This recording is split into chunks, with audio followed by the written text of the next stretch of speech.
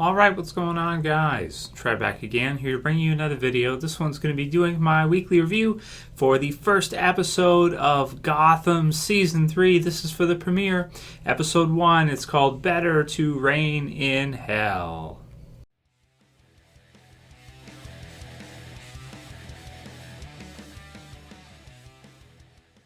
Okay, and spoiler warning, if you guys didn't get to see the premiere for Gotham Season 3, Better to Reign in Hell. So this one was a pretty crazy premiere, and this one had quite a bit different feel than what I'm used to for Gotham. I really like how they've taken Gotham and they've, as the seasons go on, they've really tried some different things with it. They've kind of attacked some different feels that you would have from Batman and kind of the Batman DC Comics universe.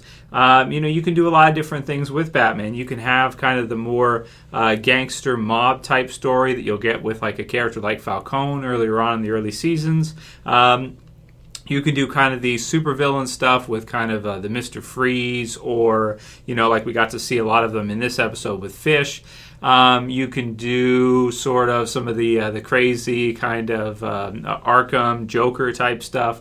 And you can do kind of more simplistic, sort of down-to-earth, real-life type villains, like I said, like we saw with the mob and that. In this one, this episode had quite a bit of a different feel from what I'm used to for Gotham. The way I think of Gotham up until now, at least based on the first two seasons, is it mostly was kind of more down-to-earth. Now in this season, and also in the second half of Season 2 with Strange and Arkham and kind of the different creatures and monsters that he's been creating and this kind of stuff, it's gotten more and more comic booky as it's gone along. And I'm sure this is intentional. When you see the Gotham symbol for Season 3 versus Season 2 and Season 1, it's a lot more colorful. You've got some of the brighter kind of lights and stuff, and it almost reminded me sort of a Batman and Robin type feel, maybe, comparing like something like, you could do like your Dark Knight, where you have kind of the mob stuff, Joker and that kind of stuff, to something like this, which is a lot more kind of fun and kind of poppy and crazy, bright colors and shiny stuff and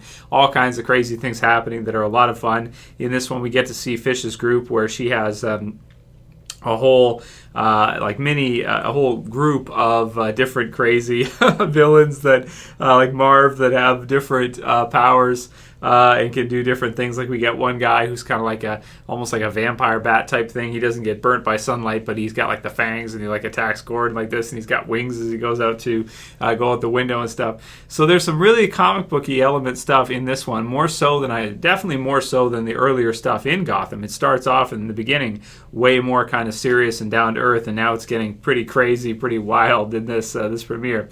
So we have that, and we have Fish's group, which is a lot of fun, and I'm really happy to see Jada Pinkett Smith return as Fish, because she is one of the best villains in the series. And if you want to go back to Season 1, you take her back. She's like one of the mob bosses from the first season. And I believe she was in the premiere, wasn't she, of the whole series, where she almost kills Gordon and Bullock, which was awesome because Bullock threatened her. So, son of a bitch just threatened me.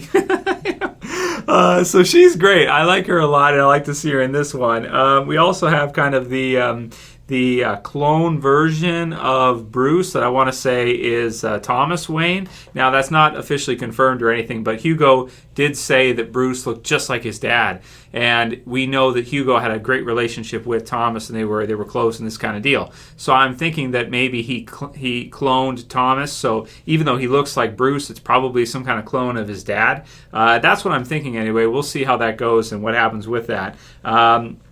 But he's got like the long hair. He's like all creepy and stuff, and he's like coming after. So he like Selena, and he's like following her and stuff because she was nice to him. And it's kind of funny.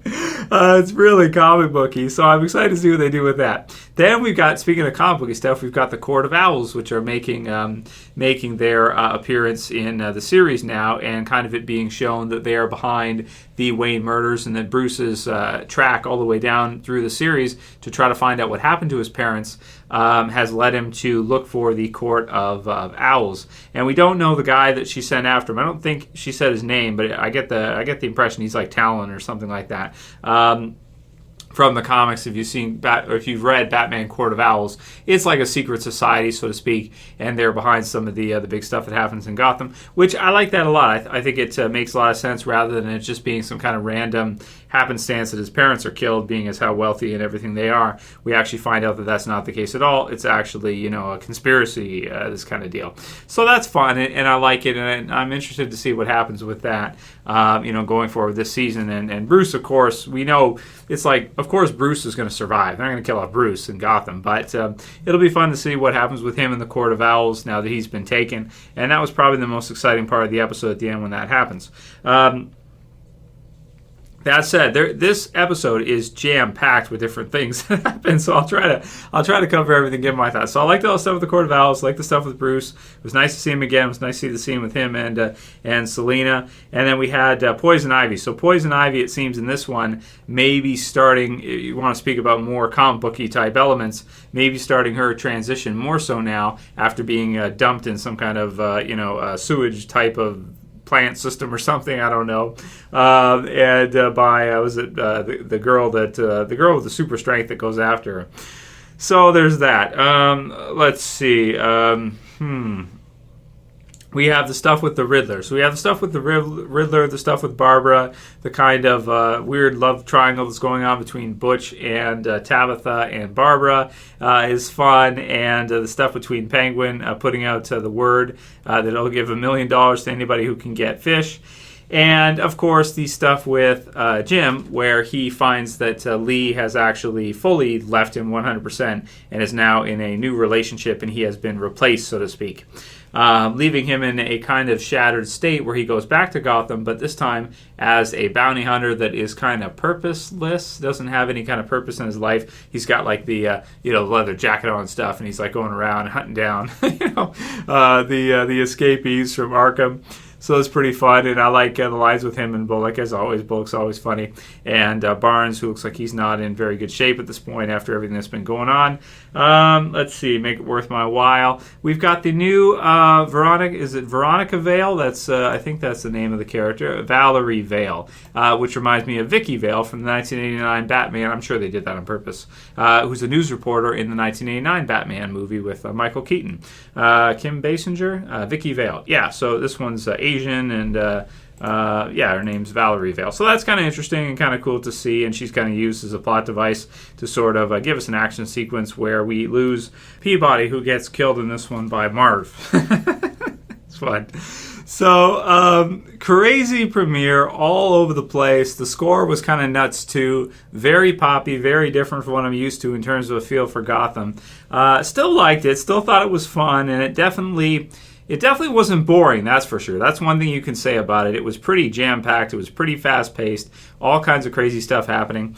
And, if anybody's been waiting to kind of see more of the supervillain type crazy stuff that can happen in Gotham, it sounds like this season might be your season.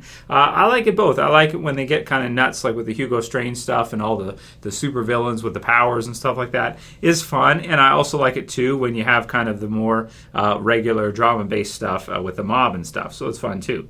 So in terms of the score for this one, I'm going to give it an 8.2 for a premiere. It's still a really solid premiere, and it's more of a matter of taste, I think. If you like kind of that more silly, crazy type of Batman stuff, poppy, you're going to like this one. But if you like kind of the more serious tone, maybe something more similar, closer to, like Dark Knight type of style, the Dark Knight trilogy type of style, which they have done in the past before in Gotham in a lot of the episodes and some of the story arcs, then maybe you might not like it as much. It's a matter of taste, I think. But I enjoy it for what it is. It's fun, and I'm excited to see the return of Gotham. I mean, geez, they do a lot of episodes. Each season's been 22 episodes of Gotham, so it's pretty amazing they can pump out so many in a year. It's pretty nuts, and you can see the actor who plays Bruce and Selena, they're just growing up so quick, it's crazy. And you look at the first season, and you look way back to how tall it's like they've grown so much already. It's nuts, man. So I liked it. I thought it was fun. I enjoyed the premiere. It's definitely a different feel. I'm definitely not used to it yet, but I'm still excited for the season. I think it'll still be a crazy fun loony season. We didn't get to see Jerome yet either, our Joker. It looks like he's not with Fish, and it makes sense. he wouldn't, he wouldn't listen to Fish and go along with Fish anyway. He's kind of his own, form of madness. So that's probably one of the things I'm most excited for, is to see Jerome again. Maybe full on Joker this time. We'll see. So that'll be it for this review today, guys. Let me know what you thought about Gotham if you got a chance to see it. And if you liked my review, please thumb it up below. Don't forget to share it. If you got a Facebook you want to share through for me, I appreciate it. And you can also favorite as well as subscribe at the bottom left. That's it for this video. I'll see you guys again soon for another one. As always, it's Trev, and I'm saying peace. Later, guys. See ya.